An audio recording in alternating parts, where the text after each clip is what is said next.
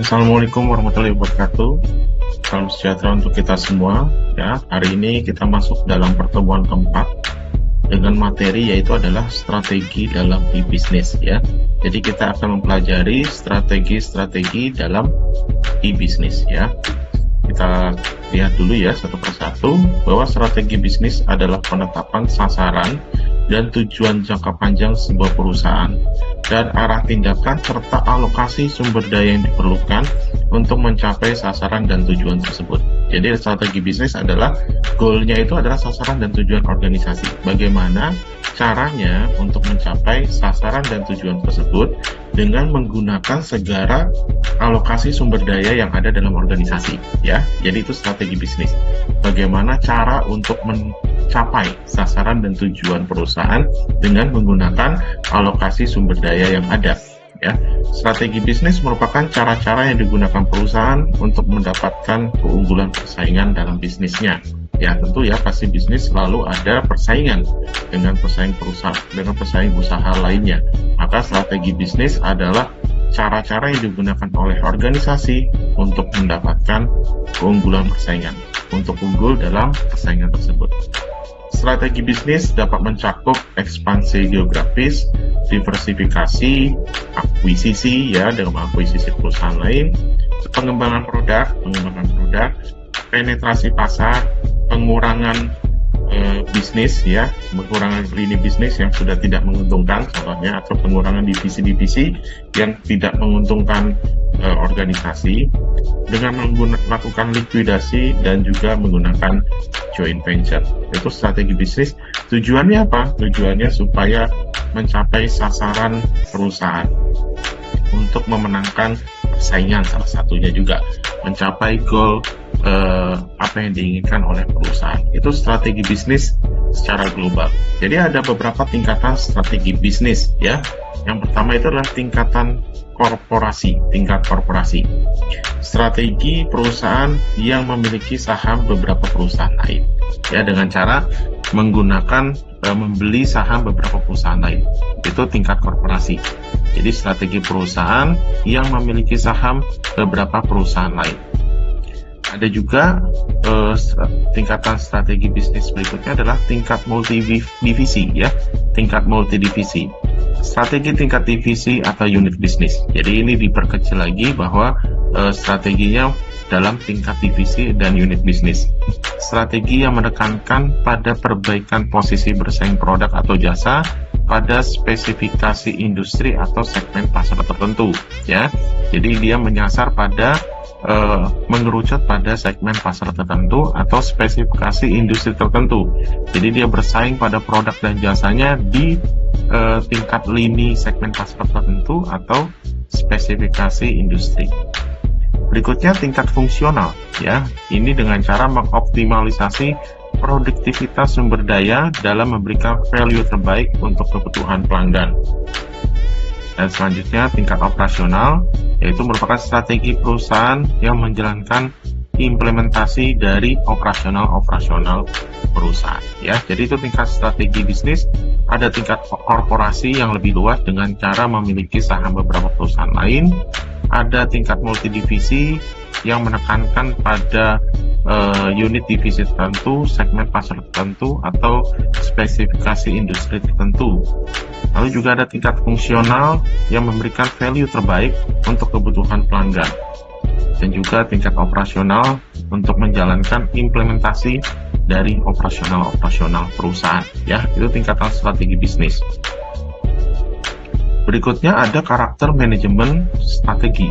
Ya, manajemen strategi merupakan proses atau rangkaian kegiatan pengambilan keputusan yang bersifat mendasar dan menyeluruh. Ya, jadi manajemen strategi ini rangkaian kegiatan dalam pengambilan keputusan yang bersifat mendasar dan menyeluruh, tapi juga disertai dengan penetapan cara melaksanakannya. Ya, disertai dengan cara melaksanakannya yang dibuat oleh pimpinan dan diimplementasikan oleh seluruh jajaran dalam suatu organisasi dan untuk mencapai tujuan, ya. Jadi pasti goalnya adalah untuk mencapai tujuan. Yang pertama dalam karakteristik manajemen strategi adalah pertama berorientasi pada masa depan, ya. Yang kedua berhubungan dengan unit bisnis yang kompleks. Yang ketiga, kebutuhan dan kejelasan tugas itu sangat tinggi seiring perubahan yang terjadi. Kadang batas-batas tugas menjadi tidak jelas, gitu ya. Yang keempat, proses yang dijalankan tidak terpisah dari aktivitas manajerial lainnya. Kelima, ada target waktu yang jelas, ya. Tentu pasti ada deadline-nya dalam kita menetapkan manajemen strategi. Lalu yang keenam, memerlukan perhatian khusus pada manajemen puncak. Jadi manajemen puncak atau sebagai pimpinan itu juga harus fokus pada strategi ini karena mereka yang buat. Makanya perlu perhatian khusus dari manajemen puncak untuk mengkontrol atau untuk mengevaluasi kinerja-kinerja dari jajarannya. Apakah sudah melaksanakan strategi yang sudah dibuat, gitu ya. Manfaat manajemen strategi, ya. Ada 3 manfaat di sini. Yang pertama, pemahaman yang lebih jelas atas visi strategis perusahaan, ya. Kalau kita sudah membuat manajemen strateginya, pasti visi dari perusahaan, visi strategis perusahaan akan lebih jelas. Jadi pemahamannya juga lebih kompleks karena sudah dijajarkan, sudah dibuat manajemen strateginya, ya, sudah dibuat kebijakan-kebijakan strategis dari pucuk sampai ke bawah, dari paling atas sampai ke paling bawah, ya. Yang kedua, fokus yang lebih tajam terhadap apa yang secara strategis memang penting, ya. Dan yang ketiga, pemahaman yang lebih baik terhadap perubahan lingkungan perusahaan yang lebih cepat, ya. Jadi itu 3 manfaat manajemen strategi. Nah, faktor-faktor yang diperlukan dalam merumuskan strategi ini juga penting, harus dipelajari oleh manajemen puncak, ya. Manajemen puncak harus memperhatikan faktor-faktor dalam merumuskan strategi ini. Yang pertama, kita tentukan dulu visi dan misinya, ya. Menentukan visi dan misi organisasi, ya. Setelah ditentukan, ini arahnya mau kemana, ya. Goalnya apa, caranya bagaimana, ya. Setelah itu, kedua adalah kembangkan profil perusahaannya, ya.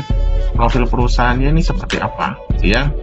Kondisi, situasi dalam perusahaan itu seperti apa yang perlu dikembangkan. Yang ketiga, pengenalan produk. Apa yang perlu kita tawarkan kepada konsumen. Produk apa yang ditawarkan kepada konsumen supaya memenangkan persaingan dari perusahaan lain, ya. Apa yang unik dari produknya tersebut, ya.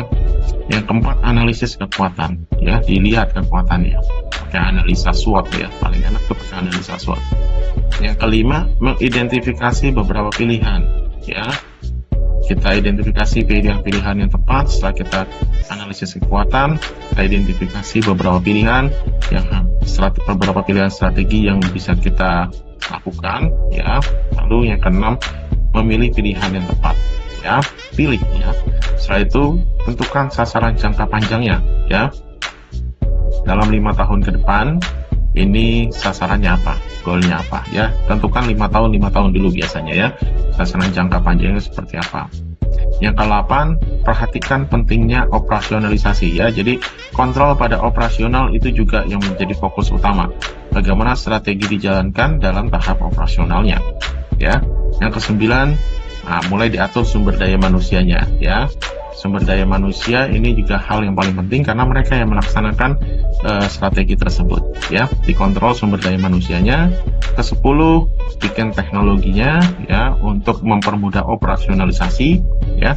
Teknologi ini kan diciptakan untuk mempermudah operasionalisasinya, ya. Bagaimana teknologi diciptakan sesuai nggak dengan sumber daya manusianya, ya. Yang ke-11, bentuk, tipe, dan struktur organisasi. Yang ke-12, perhatikan juga dalam menciptakan satu sistem pengawasan, ya. Sistem kontrolnya juga harus diperhatikan, ya. Yang ke-13, penilaian terhadap sistem, evaluasi di sana, ya. Yang ke-14 adalah feedback atau menciptakan umpan balik, ya. Jadi itu faktor-faktor yang diperlukan atau diperhatikan dalam merumuskan strategi.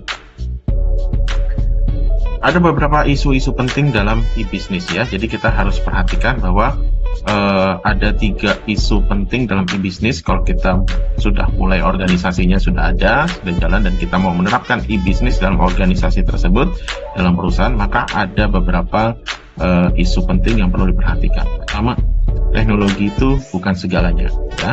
Jadi teknologi itu cuma memegang peranan lebih kurang sepertiga bagian saja, ya, sepertiga bagian saja. Sisanya, ya, 2/3 bagian lainnya itu ada pada organisasi itu sendiri, SDM, ya, sumber daya manusia, relasi dengan konsumen, relasi dengan stakeholder, ya, sistem manajerial dan strategi yang akan diterapkan, ya. Jadi teknologi itu hanya memainkan peran sepertiga bagian saja dari bisnisnya, ya, dari core organisasinya.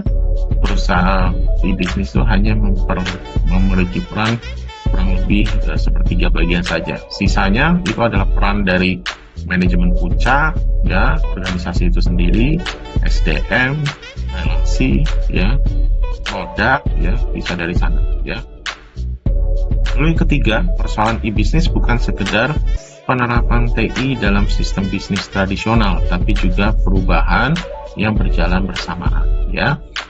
Jadi persoalan e-bisnis itu bukan menerapkan TI dalam sistem bisnis tradisional. Perubahan itulah yang menjadi problematika dalam e-bisnis, ya. Karena untuk merubah sesuatu yang sudah berjalan cukup lama, ya kan, bisnis tradisional itu berjalan cukup lama, ya.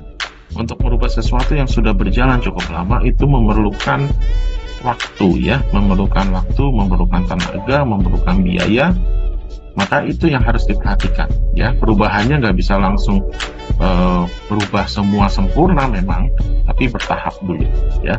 Jadi perubahan itu juga dilakukan secara bersamaan, ya, secara bersamaan dari tradisional mulai transisi ke TI, ya, ke dalam sistem bisnis e-bisnis, ya.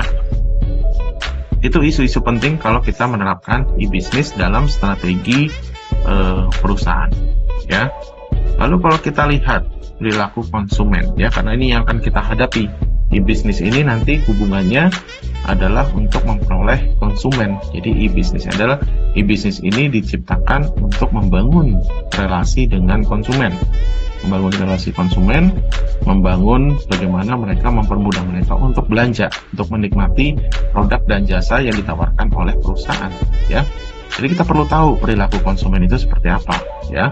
Yang pertama, perilaku konsumen itu dia ingin tahu terhadap perkembangan atau tren baru, ya. Biasanya konsumen itu sebelum melakukan aktivitas pembelian dia pengen tahu dulu, ini yang lagi tren apa nih produknya, ya. Pengen tahu perkembangan atau tren terbarunya seperti apa. Setelah itu dia akan mulai untuk meneliti, ya. Yang bawahnya dia, keinginan untuk meneliti. Nah, ini produk baru ini apa sih keunggulannya, kelemahannya apa, ya. Setelah itu dia akan melakukan perbandingan dengan produk lainnya, ya, yang sejenis dengan harga yang berbeda, gitu, ya. Misalkan dia membandingkan handphone Apple dengan Samsung, misalkan, ya kan, sama-sama handphone, fungsinya sama, cuma kan ada beberapa fitur yang berbeda. Dia akan melakukan perbandingan dari segi fitur, dari segi harga, gitu, ya. Dia akan pilih yang mana, ya. Lalu yang terakhir, keinginan untuk menggunakan teknologi dalam memperoleh info produk dan transaksi yang efektif. Nah, biasanya ini dia ingin gimana ya caranya supaya saya bisa belanja tanpa harus keluar dari rumah, misalkan, ya. Jadi dia ingin tahu teknologi dalam memperoleh info produk tersebut. Saya ingin tahu info produk ini tanpa harus saya datang ke tokonya, gitu, ya. Nah, berarti dia misalkan melalui website yang disediakan oleh organisasi, ya, disediakan oleh perusahaan, ya, melalui e-commerce misalkan, ya.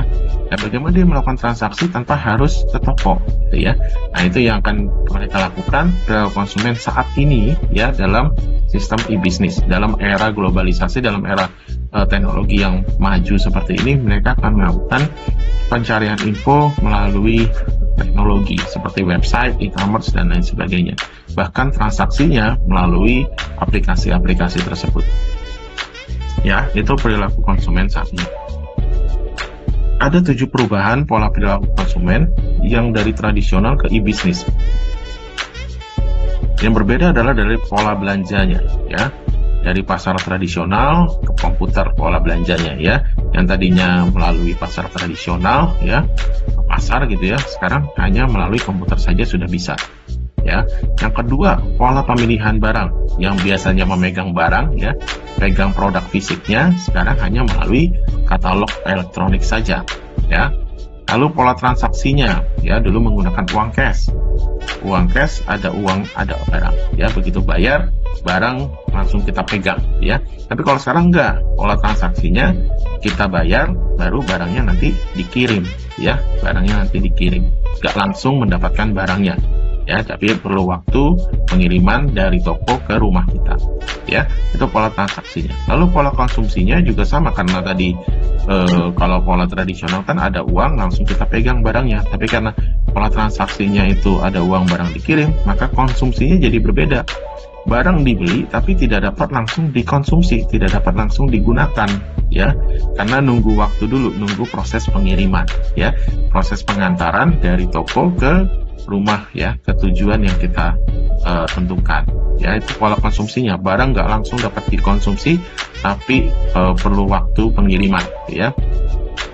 Pola pemakaian barang, khusus untuk barang berwujud harus melalui perantara, ya. Untuk khusus barang berwujud kita melalui perantara untuk pemakaian barangnya, ya.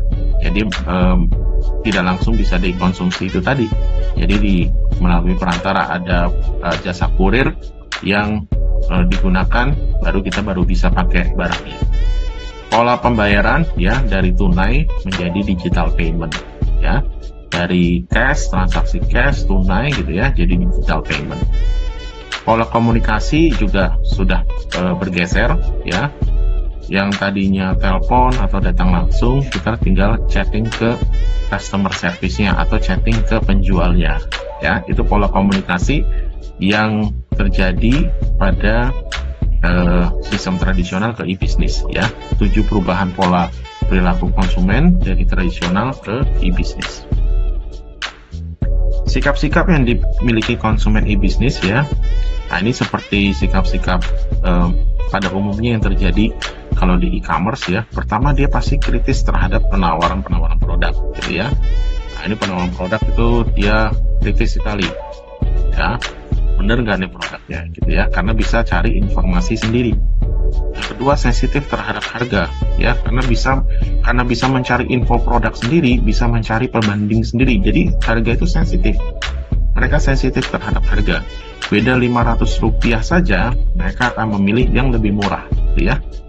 Sensitif terhadap kualitas, ya, juga kualitas juga pasti mereka sensitif sekali. Kalau kualitasnya jelek, langsung dia komen, langsung dia review, gitu, ya, langsung di review di chatting penjualnya, atau dia review di bikin testimoni di akun e-commerce penjualnya misalkan, gitu, ya. Sensitif terhadap kualitas, dia bikin komentar, dia bisa melakukan penilaian terhadap kualitasnya. Makanya sikap yang dimiliki konsumen sekarang itu sensitif terhadap kualitas. Kualitas harus dijaga baik benar oleh organisasi, oleh perusahaan, ya. Jadi mereka itu sekarang sudah sensitif terhadap harga, sensitif juga terhadap kualitasnya. Yang keempat, mereka menuntut jaminan atau garansi atas produk. Ya jelas, ya, saat ini e-commerce juga menyediakan layanan garansi. Kalau misalkan barang yang datang itu rusak, dia pasti tuntut jaminan atau garansi, gitu, ya, terhadap produk yang sudah dikirim. Yang kelima, menuntut teknik penyajian halaman web yang secara kognitif, ya. Halaman webnya harus user friendly, harus mudah digunakan, ease of use, ya. Kalau bahasa manajemennya itu harus ease of use, user interface-nya harus menarik, ya, mudah digunakan oleh konsumen, ya. Nah, itu sikap-sikap yang dimiliki konsumen dalam era e-business ini, ya. Ada 5 sikap-sikap tersebut. Dari sikap tersebut kita bisa membuat strategi e-businessnya, ya. Pertama, kita bikin dulu tahapan strateginya, ya. Kita dalam tahapan strategi ini kita merumuskan strategi. Perumusan strategi ini merupakan pengembangan rencana jangka panjang untuk manajemen efektif dari kesempatan dan ancaman lingkungan dilihat dari kelemahan perusahaan itu, ya. Setelah dirumuskan strategi, dilakukan implementasi strategi. Proses di mana manajemen mewujudkan strategi dan kebijakannya dalam tindakan melalui pengembangan program, anggaran, dan prosedur. Ya, setelah diimplementasikan, lalu dievaluasi dan dilakukan pengendalian. Ya, dalam evaluasi dan pengendalian ini dilakukan proses melalui aktivitas-aktivitas perusahaan dan hasil kinerja serta dimonitor, kemudian kinerja sesungguhnya dibandingkan dengan kinerja yang diinginkan. Ya, dievaluasi antara real dengan harapannya, gitu ya. Itu tahapan strategi. Jadi dirumuskan dulu, diimplementasikan, dan dilakukan evaluasi dan controlling, ya. Setelah itu masuk ke tahapan analisis, ya. Setelah tahapan strategi ke tahapan analisis. Ada dua analisis di sini, analisis eksternal dan analisis internal. Dalam analisis eksternal itu terdiri dari lingkungan eksternal, ya. Apa lingkungan eksternal ini? Yaitu adalah variabel-variabel, kesempatan dan ancaman yang berada di luar organisasi, ya, dan tidak secara khusus ada dalam pengendalian jangka pendek dari manajemen puncak. Jadi harus dipahami juga, dianalisis apa nih resikonya, kesempatan dan ancamannya dari luar organisasi, ya. Setelah itu lingkungan kerja terdiri dari elemen atau kelompok yang secara langsung berpengaruh atau dipengaruhi oleh operasi-operasi utama organisasi. Dan yang ketiga adalah lingkungan sosial, terdiri dari kekuatan umum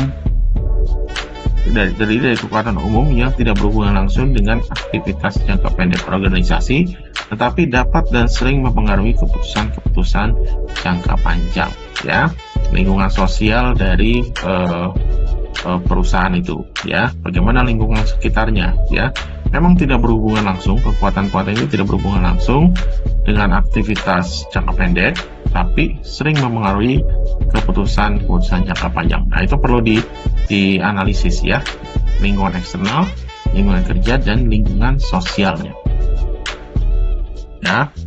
Setelah itu, setelah melakukan analisis eksternal, lakukan analisis internal. Terdiri dari struktur dan budaya. Ya, kalau struktur ini adalah sebuah cara bagaimana perusahaan diorganisasikan, komunikasi, wewenang, serta arus kerjanya. Kalau budaya yang berkenaan dengan pola keyakinan, pengharapan, dan nilai-nilai yang diberikan oleh anggota. Ya, tahap analisa juga bisa menggunakan metode SWOT. Ya, kalau untuk analisa ini bisa kita gunakan metode SWOT, yaitu menganalisis kekuatan, ya, strength, ya, kelemahan, weakness, peluang, opportunities, dan ancaman atau threats dalam satu proyek atau suatu spekulasi bisnis. Ya, kita bisa bikin diagram SWOT seperti ini. Kita bandingkan antara kekuatan dengan peluangnya, ya. Itu namanya strategi SO, strengths and opportunities, yang memanfaatkan kekuatan untuk meraih peluang tersebut. Lalu kita analisis juga, bandingkan juga antara weakness dengan opportunities-nya, ya, atau strategi WO digunakan untuk mengambil kesempatan guna untuk menutup kelemahannya, ya. Untuk menutup kelemahan, kesempatan itu diambil untuk menutup kelemahan. Lalu kita sandingkan juga antara strengths dengan threats-nya, ya. Strategi ST yang menggunakan kekuatan untuk menghindari ancaman, ya. Setelah itu strategi weakness and threats-nya digunakan untuk memperkecil kelemahan dan menghindari ancaman, ya. Ini perlu diperhatikan dalam diagram SWOT. Jadi dalam tahap analisa ini kita bisa pakai ini nih, diagram SWOT. Selain kita menggunakan analisis eksternal internal, kita juga bisa menggunakan analisis SWOT, ya. Ini contoh analisa SWOT pada toko Berkah Jaya, ya. Ini teman-teman bisa baca sendiri, ya. Ini contohnya saja antara strengths, weakness, opportunities, dan threats dalam pada toko Berkah Jaya, ya. Coba kita lihat di sini strengths-nya, ya. Misalnya toko Berkah Jaya ini adalah toko komputer, gitu ya, toko komputer. Dia sedang menerapkan strategi e-bisnis. Kita lihat dulu strengths, weakness, and opportunities, dan threats-nya, ya. Strengths-nya toko Berkah Jaya itu mudah diakses dalam mendaftar, menjual, memasang iklan, ataupun membeli, ya. Gampang ditemukan di search engine, ya. Memiliki page rank yang tinggi. Tampilan dan toolbar-nya mudah dipahami, mulai dari kategori sampai ke tangan detail lainnya. tampilan seperti pewarnaan, font, dan tata letak sudah bagus dan tepat. Dan juga kini sudah memiliki aplikasi berbasis mobile, ya, itu kekuatan dari Tokoh Berkah Jaya. Lalu kita lihat weakness-nya. Tokoh Berkah Jaya saat ini masih hanya menggunakan bahasa Indonesia, ya, sehingga website belum mampu untuk go internasional. Lalu yang kedua, sangat rawan akan penipuan karena semua informasi dapat dipublikasikan dengan sangat mudah dan gratis, ya, itu weakness-nya. Lalu apa opportunities-nya? Opportunities-nya, dia tuh jumlah penduduk Indonesia yang sangat banyak, ya, kesempatannya, karena dia bisa memasarkan ke seluruh Indonesia melalui website yang dia bangun, gitu ya. Jadi karena itu kesempatan untuk dibeli oleh seluruh penduduk Indonesia dengan jumlah penduduk Indonesia yang sangat banyak, katakanlah sekarang ini ada 270 juta jiwa, dapat 0,1%-nya aja udah lumayan banget gitu ya, udah 200.000 yang beli katakan, ya, atau dapat 1%-nya aja, ya, dapat 1%-nya 2 juta gitu, itu ada sangat lumayan, ya. Semakin mudahnya akses informasi, ya, karena mudahnya informasi dan masyarakat Indonesia juga sudah mulai banyaknya melek teknologi, sehingga mereka bisa dengan mudah mengakses informasi. Dia mau cari komputer, cari di, begitu muncul di Google, dia ada di page rank yang tinggi nih, Tokoh Berkah Jaya muncul, ya, Tokoh Berkah Jaya gitu ya. Dan yang ketiga, sifat penduduk Indonesia yang umumnya masih konsumerisme, ya, ini bisa menjadi kesempatan bagi Tokoh Berkah Jaya dalam menjual produknya, ya. Threat-nya yaitu ancaman dari penyedia iklan gratis dan juga ancaman dari para hacker, ya. Misalnya juga ancaman dari produk pesaing gitu ya, ancaman dari perusahaan pesaing lainnya, toko pesaing lainnya, ya, itu bisa jadi ancaman, ya. Ini salah satu contoh dari analisa SWOT, studi kasusnya di Tokoh Berkah Jaya, ya. Kita lihat di sini pembuatan keputusan konsumen e-bisnis perorangan, ya. Kalau kita lihat di sini ada bagian pembuat keputusan konsumen e-bisnis secara perorangan. Kita bisa lihat dari karakteristik personalnya, itu usia, gender, etnik, pendidikan, pola hidup, psikologi, pengetahuan, nilai kepribadian, itu bisa mempengaruhi proses membuat keputusan juga, ya. Antara laki-laki dan perempuan pasti beda dalam membuat keputusannya, ya. Dalam segi usia juga pasti beda, antara yang remaja yang suka menggebu-gebu gitu ya untuk membeli sesuatu, ya, masih impulsif gitu ya, dibandingkan dengan yang sudah berkeluarga yang sudah harus berhemat, pasti beda untuk proses membuat keputusannya, ya. Jadi ini keputusan konsumen dipengaruhi karakteristik personalnya, juga dipengaruhi oleh karakteristik lingkungan, ya. Ada stimulasi di sana, sistem kontrol pemasok, ya, dan juga keputusan membeli. Jadi beli begitu udah. Jadi proses membuat keputusan itu dipengaruhi karakteristik personal, karakteristik lingkungan, ya, sosial, komunitas, keluarga, stimulasi dari pemasaran, harga, itu. Jadi harga, promosi, produk, kualitas itu cuma stimulus aja, ya, cuma stimulus. Tapi ada faktor-faktor lainnya yang mempengaruhi proses membuat keputusan tersebut, ya.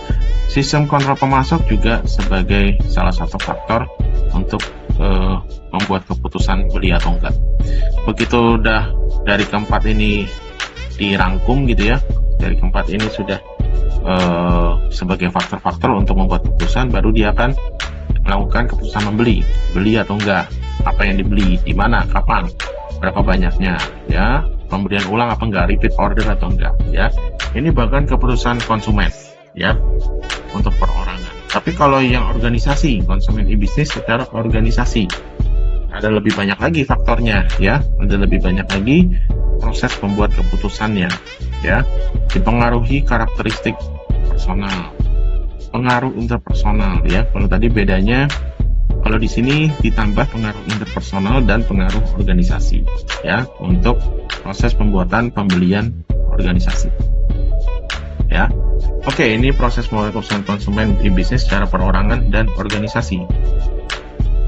Lalu saya akan masuk ke strategi untuk menghadapi kompetisi dengan pemanfaatan TI. Ada beberapa strategi di sini. Yang pertama, cost leadership, ya, TI digunakan untuk mengurangi secara substansial biaya dan proses bisnis, ya. Jadi ini untuk mengurangi biaya.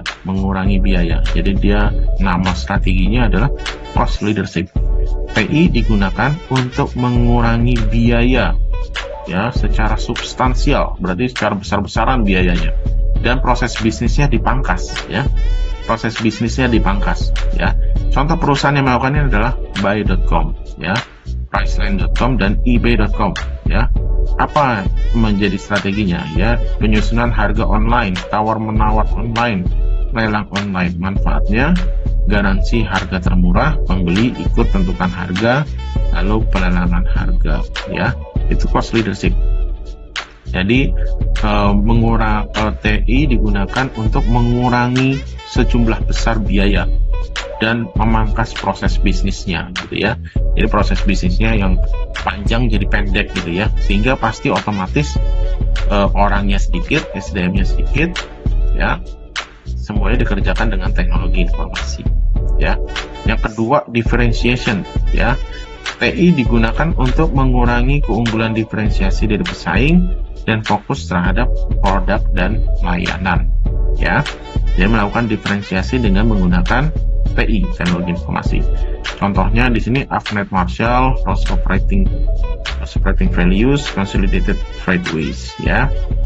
Konsumen atau pemasok, seisi strategisnya, e-commerce, rancangan konsumen online, jalur pengiriman online, ya. Manfaatnya meningkatkan pangsa pasar, semuanya adalah meningkatkan pangsa pasar, ya. Lalu strategi berikutnya adalah growth, ya. TI digunakan untuk mengelola ekspansi bisnis regional dan global, ya. Untuk mengelola ekspansi bisnis secara regional dan global. Contohnya misalkan Citicorp, Walmart, dan Toys R Us, ya.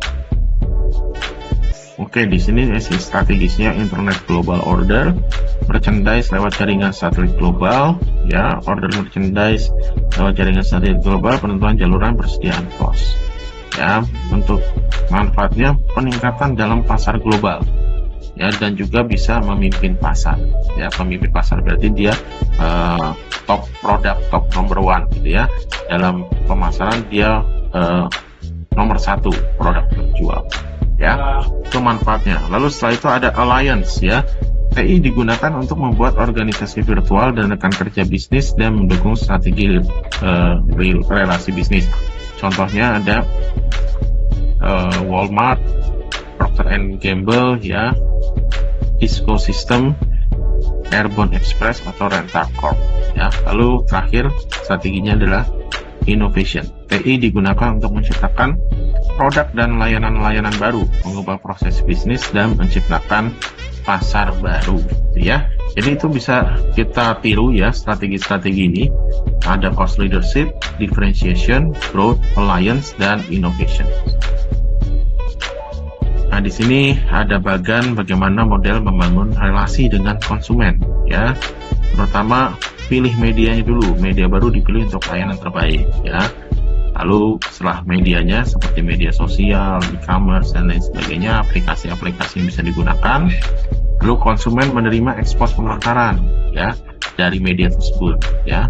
Setelah itu konsumen menentukan media pemasaran untuk menanggapi, ya. Konsumen membuat keputusan pembelian, detail transaksi, update database, pembentukan segmentasi, dan baru setelah itu 4P dilakukan, ya. Produk, harga, tempat promosi diperbarui keunikannya untuk ke arah konsumen, ya. Ini model pembangunan relasi. Jadi dengan cara memilih medianya dulu, ya. Ada beberapa strategi memperkenalkan situs, ada promosi online dan promosi offline. Promosi online ini dengan melakukan email optimizing, ya, memanfaatkan dan mengoptimalkan email secara efektif, ya. Bisa juga dengan putting on search engine, ya, meletakkan uniform resources location URL dari situs tersebut di berbagai search engine, ya. Build an impressive website, membuat sesuatu yang berkesan pada situs tersebut. Link cooperation, melakukan dan mengadakan kerjasama. Promosi offline ini juga bisa dilakukan, ya, dengan menaruh situsnya dalam tabloid atau magazine atau majalah, gitu ya. dalam koran, newspaper, ya mungkin saat ini masih ada peminat koran, ya, atau melalui billboard, ya, ini paling efektif juga nih di jalan-jalan di billboard, ya, memerankan situs lewat billboard juga menjadi salah satu strategi yang efektif. Nah, perlu diketahui bahwa saat ini konsumen sensitif terhadap harga. Maka dari itu perlu melakukan nilai yang unik, ya, memberikan nilai yang unik pada produknya yang membuat beda dibandingkan produk lain, ya. Sedikit lebih beda itu lebih baik daripada sedikit lebih baik, gitu ya. Pada prinsipnya dalam pemasaran itu seperti itu. Berikan sesuatu yang beda, jangan lebih baik tapi lebih beda, gitu ya. Beda dibandingkan yang lain. Lalu yang kedua, substitusi, ya. Berikan produk substitusinya. Kalau misalkan harga produk A terlalu tinggi, ya, kasih substitusi produk B, ya, yang jauh lebih murah tapi fungsinya mendekati, ya. Contoh misalkan HP itu kan ada beberapa karakteristiknya, gitu ya, ada beberapa tingkatannya, ada yang HP high end, medium end, dan low end, ya. Jadi kita kasih substitusinya. Oke, kalau nggak bisa, kalau high end terlalu mahal buat kamu bisa pilih medium end atau yang low end, ya, atau harga yang paling murah. Konsumen akan sangat peka terhadap pengeluaran totalnya, ya. Jadi perlu diperhatikan karena pengeluaran totalnya kan plus ongkos kirim, ya, plus ongkos kirim. Kalau dia menggunakan karena kita menggunakan sistem e-bisnis, pasti kan perdagangannya melalui e-commerce, ya, atau melalui website, maka dia akan sensitif terhadap pengeluaran totalnya. Maka perlu diperhatikan kalau misalkan dia pengirimannya terlalu jauh, ongkos kirimnya bagaimana, gitu ya. Bisa kalau di e-commerce yang ada saat ini kan ada gratis ongkir dan lain sebagainya. Nah, itu perlu diperhatikan supaya konsumen mau beli, gitu ya. Lalu penyajian biaya, ya, penyajian biayanya, harga, persediaan produk juga sangat mempengaruhi elastisitas harga. Kalau produknya sedikit, pasti harganya naik, ya. Sudah hukum ekonomi, kalau persediaan produk sedikit, pasti harganya naik. Tapi kalau harganya produknya banyak, harganya stabil atau turun, ya. Jadi persediaan produk sangat mempengaruhi elastisitas harga, ya. Demikian yang saya dapat sampaikan dalam strategi e-bisnis, ya. Terima kasih sudah mendengarkan. Silakan teman-teman pelajari materi dari pertemuan 4 ini, ya, strategi dalam e-bisnis.